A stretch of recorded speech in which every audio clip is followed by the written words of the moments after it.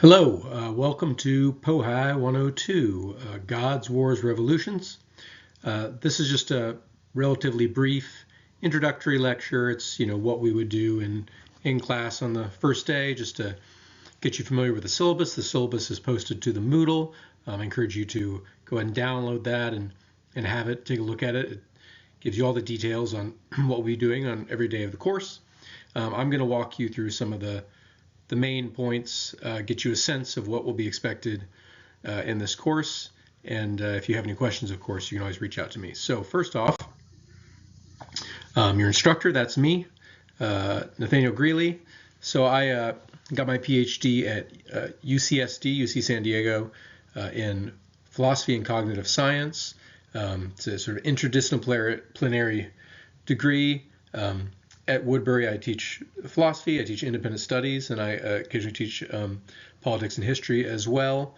My main area is sort of mind, right? Cognitive science and things like that.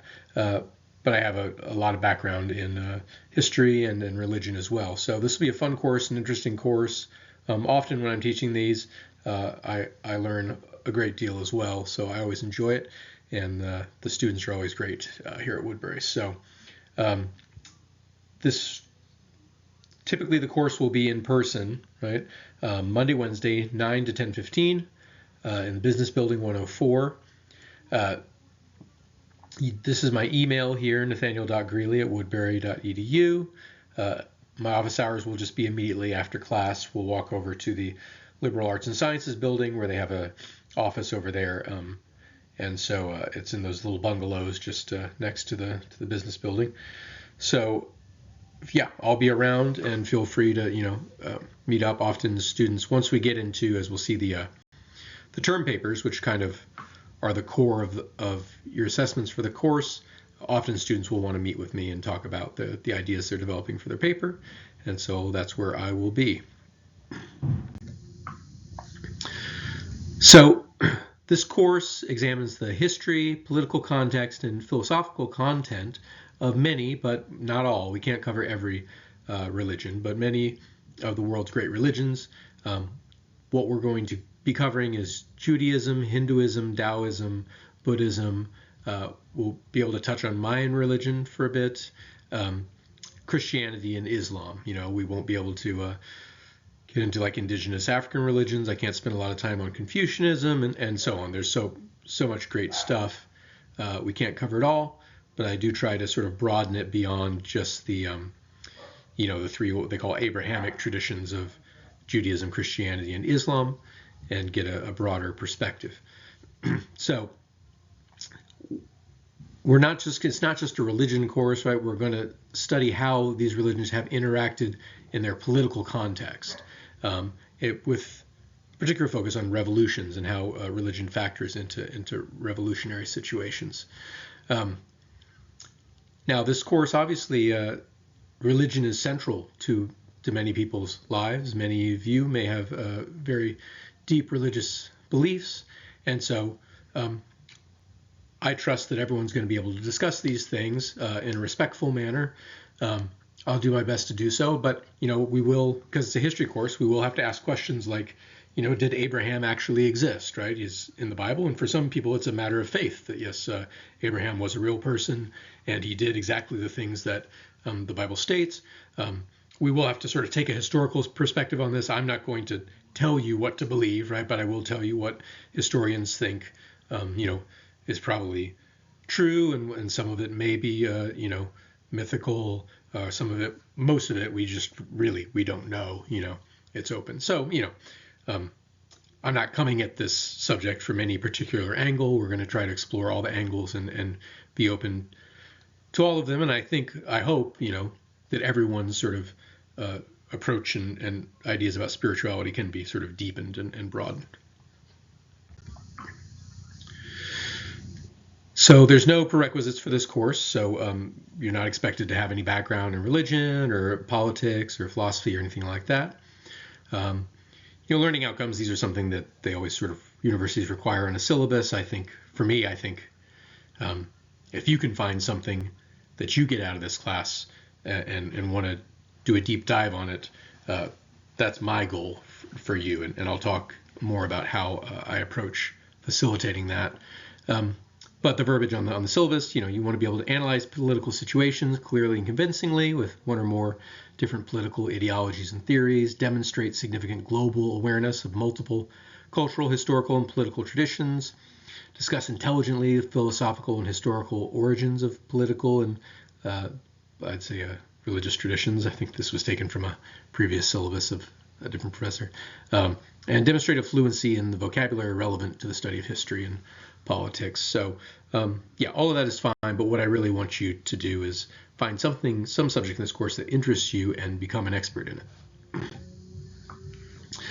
So assessment. So the way I typically set up my course is there's a lot of low stakes assignments designed to keep you up, right? Make sure that you are keeping up with the readings, that you are in the class paying attention to the lectures, and I hand out a fair amount of points that are easy to collect so long as you are keeping up, right? Now the downside to that is if you're the kind of student that's some sort of like super genius that doesn't need to come to class and can just write an amazing essay, you can't really do that in this course, right? A large percentage of the points in this course are participation in discussion, the quizzes we'll be doing regularly, the drafts, you'll be writing the proposals. So you do need to be in class and participate in order to do well. But on the upside, if you do that, you're almost guaranteed to do well, right? So there's an online discussion board on the Moodle that once a week you'll post to. It'll be due every Sunday night at 11:59 p.m. And just talk about something that interested you from the last week's readings and lectures. I prefer that it not just be summarizing what you learned or summarize the reading.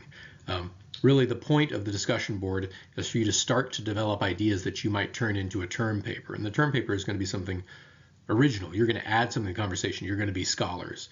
And so the discussion board is a low stakes environment for trying that stuff out. So, if you read something in one of the texts that you disagree with or you think might be wrong, historians say such and such about, the historical reality of Abraham or Jesus or something, and you think, I think those historians are wrong. Here's why. Sure.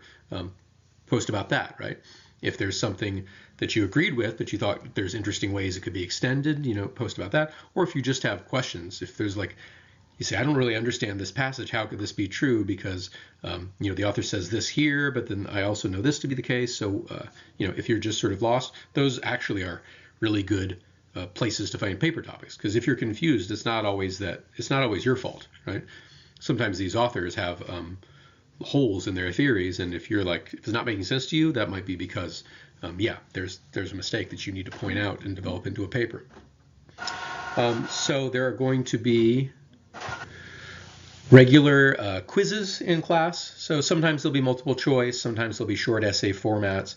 Again, the idea is to just make sure that folks are keeping up, that they are looking at the readings. The texts are very approachable. It shouldn't be too difficult to get through the readings. Sometimes there's, sometimes you might be reading 20, 30 pages, but they're pretty easy pages to read, and that you're, paying attention in lecture and not just staring at your phone. So most people that can do that will do great on the quizzes, and then, between that and the participation, that's already 30% of your grade. So there will be a midterm exam. The format I use is I give you the questions ahead of time and let you go home and prepare and think about what you're going to write. I'll usually give you 4 options for prompts, and you only have to write on any 2. So, you just pick the 2 that you think you can do the best, or you can write the best essay at, and you'll come into class, but then there's not going to be notes, right? You need to be able to sort of from your head sit down and explain a little something about, Taoism or whatever you choose, right?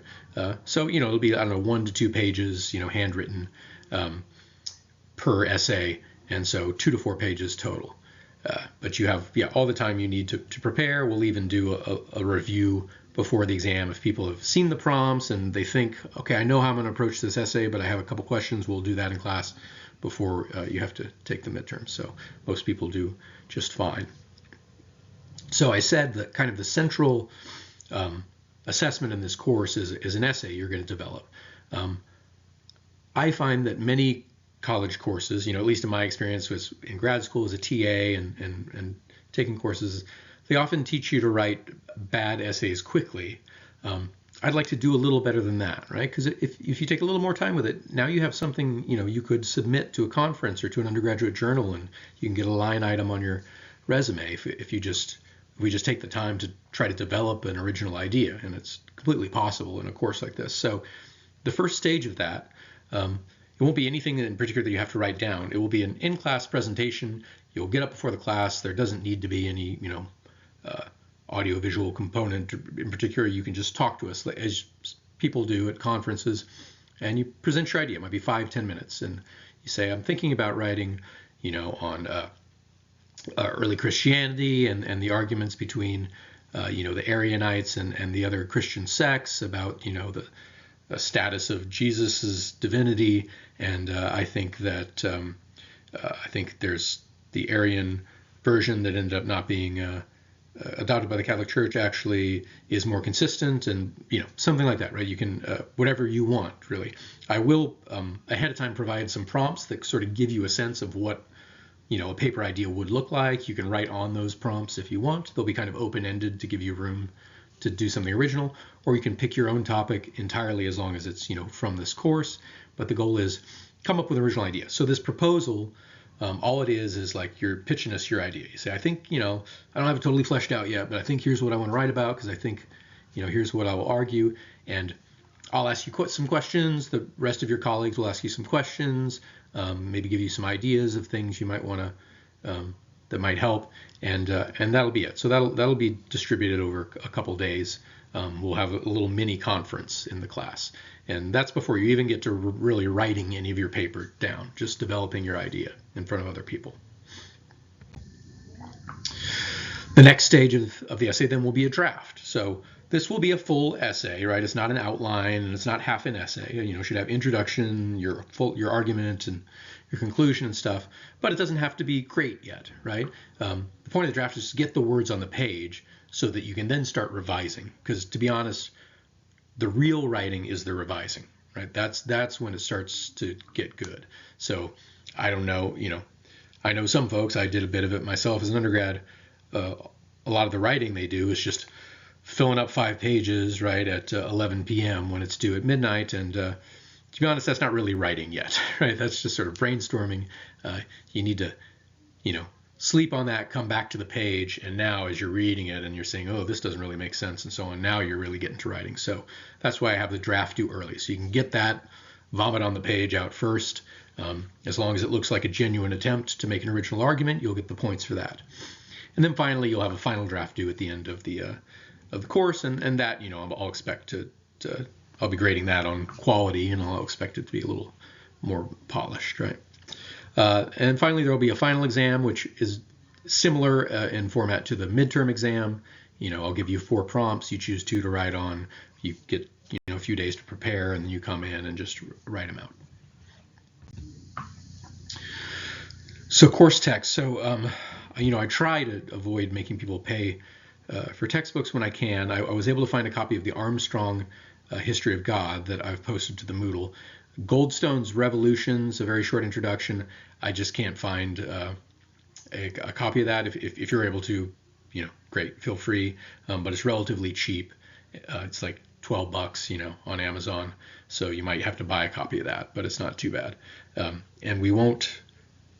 It'll be a week or 2 before we have to get into reading it. So if it takes a minute for it to get to your house or whatever, that should be fine. And there'll be a couple other short readings posted on Moodle. Neither of those books cover like Taoism or Mayan religion. So I have some other readings, but those will be for free on the Moodle. Diversity, equity, and inclusion. So this is the verbiage from the university website, but just on a personal note, obviously I want everyone to feel like they are a valued member contributing to the course, and that their ideas are welcome and taken seriously. Particularly in a course like this where we're talking about religion, and it's something that's important to many people. So I've never had any problems with the students at Woodbury being respectful of each other, and I always certainly do my best to be respectful, but if I make a mistake, right, or if I in any way make someone feel uncomfortable, or they feel maybe there's some topic from the course that they don't feel like they can, is too emotionally charged for them, just let me know. I'm always happy to be corrected, to be wrong, to help people adjust and help them succeed in the course. So we'll just communicate on this stuff, and it always goes fine. So if you have any need for accommodations, I'm happy to do that. Sometimes that takes the form of extended time on tests and so on.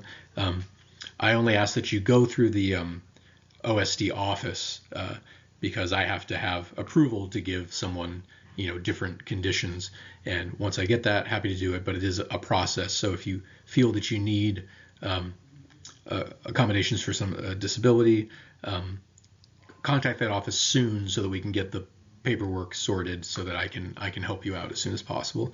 And religious accommodations, right? So this is a course that studies religion a great deal. So if you need, if there's religious holidays and you need day off or an extension on the assignment or something like that, just let me know. If you, over the course of the course, if you're convinced of that you want to convert to Judaism, then yeah, you can get the Jewish holidays off. Okay. Finally, academic integrity. So, I designed the course where it would be difficult, I think, to cheat in this course. The quizzes and the exams are in class, written out. The essays, obviously there's always the possibility that someone's going to try to use AI or ChatGPT to develop their essay, but in the way I do it, right, where you've got the proposal and then the draft and then the final, I've never seen people be very successful using AI to do that sort of thing. It tends to give you, because it's going through stages and I can see your essay developing, and the AI doesn't do that very well. It tends to give you just a totally different essay, for the final draft than from the essay draft. And anyways, I can tell, because I saw you presented in class, I get to know your style pretty well. So I just avoid, cheating. That road is kind of an ugly one. And I've never seen anyone produce a good essay, right? Because again, what I'm shooting for is original content, right?